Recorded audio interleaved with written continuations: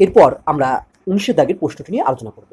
যদি f x equal to x square plus three x plus a যখন x less than equal to one, আবার f x equal to b x plus two যখন x greater than one অপেক্ষকটি সর্বত্রই অবকলনযোগ্য হয়, তবে এ ও B এর মান আমাদের নির্ণয় করতে হবে। আমরা জানি কোনো অপেক্ষক কোনো বিন্দুতে অবকলনযোগ্য হলে অবশ্যই সেই বিন্দুতে সন্তত হবে। এই প্রশ্নটি আমরা খুব সহজেই করতে পারব।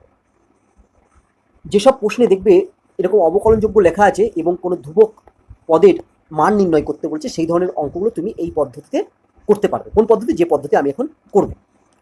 যেহেতু এখানে বলেছে এফ এক্স সর্বত্রই অবকলনযোগ্য, তাই সবার প্রথমে তুমি এফ ড্যাশ এক্স নির্ণয় করবে।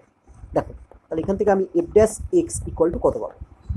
তাহলে আমি যদি x square plus three x plus a কে ডেরিভেটিভ করি, তাহলে কত পাবো দেখি। X square derivative two x, three এক্সের ডেরিভেটিভ হচ্ছে থ্রি, আর এর ডেরিভেটিভ হচ্ছে জিরো। এবার হচ্ছে আমি বি এক্স প্লাস টুকে যদি ডেরিভেটিভ করি তাহলে শুধু হবে হচ্ছে বি। এবার দেখো ফাংশনটা যেখানে দেওয়া ছিল সেখানে দেখো x less equal to one, আবার x greater equal to x greater one আছে। আমরা কি করব, এখান থেকে এক্স ইকুয়াল টু ওয়ান এই পয়েন্টে আমি ধরে নেবো এক্স ইকুয়াল টু ওয়ান। তারপর কি করব, এই এফ ড্যাশ এক্সের জায়গায় ওয়ান বসাবো, অর্থাৎ এফ ড্যাশ ওয়ান নির্ণয় করবো। তাহলে দেখো তো এফ ড্যাশ ওয়ান কত হয়। F dash one equal to, আমরা যদি এখানে এক্সের জায়গায় ওয়ান বসিয়ে দিই তাহলে হবে two plus three, two plus three মানে হচ্ছে ফাইভ। আর এখানে বি আছে, বিতে যেহেতু কোনো এক্স নেই তাই বিটা বি থাকবে।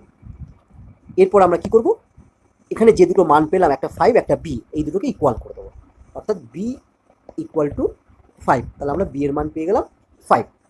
এরপর কি করব আমরা, এরপর আমরা এই এক্স ইকুয়াল টু ওয়ান যে মূল ফাংশন ওটা যেটা দেওয়া ছিল সেখানে বসাবো। দেখো আমার গিভিন যে ফাংশনটা আছে সেখানে যদি এক্সের জায়গায় ওয়ান বসিয়ে দিই তাহলে কী হবে, তাহলে দেখো এফ ওয়ান ইকুয়াল টু, এখানে যদি ওয়ান বসাই তাহলে হবে ওয়ান প্লাস থ্রি প্লাস এ, এক্সের জায়গায় ওয়ান বসাচ্ছি, ওয়ান প্লাস থ্রি প্লাস এ মানে হচ্ছে ফোর প্লাস এ।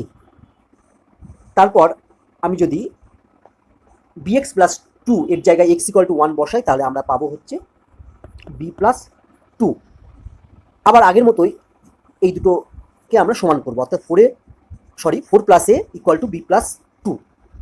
তাহলে আমরা লিখতে পাচ্ছি four plus A equal to B plus two. আমরা আগেই বি এর মান পেয়েছি ফাইভ, বসিয়ে দাও। তাহলে four plus A equal to five plus two, বা এ ইকুয়াল টু হবে seven minus four equal to three. তাহলে অতএব আমি পেয়ে গেলাম এ ইকুয়াল টু থ্রি।